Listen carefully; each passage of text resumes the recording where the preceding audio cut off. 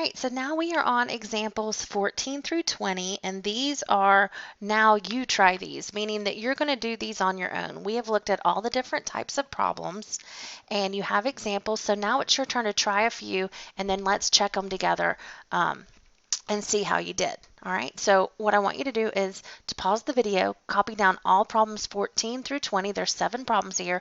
Try them. Give them a try. Look back at your notes from the previous ones we did. See if you can figure it out. And then when you have an answer for all of them, press play and let's go over them together. All right? Okay, I'm going to start going over these. So for the first one, number 14, we notice we have negative exponents. So the first thing we want to do is make it a fraction because it's not. And then we're going to move the 7 to the 4th power on the bottom to become happy. And I'm not going to work out 7 to the 4th power because you're going to get like 2,000 something. I'm just going to leave it as 1 over 7 to the 4th power. All right, number 15. All right, same thing here. We have a negative exponent. So the first thing we know we need to do is make it a fraction.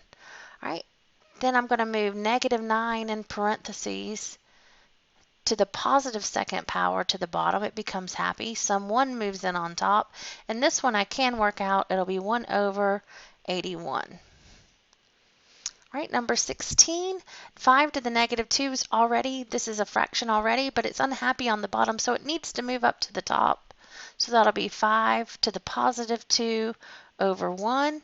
So that just equals 25 because 5 times 5 is 25, and anything over 1 is just itself. Number 17, negative 3 to the negative 3rd power, that needs to move up to the top to become happy.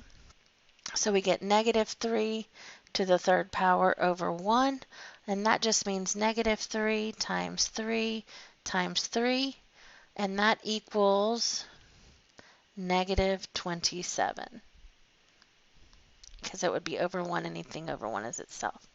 Number 18, 2 to the negative 5th is going to move to the top. So 2 to the positive 5th over 1, and that's just 2 times 2 times 2 times 2 times 2, so that equals 32.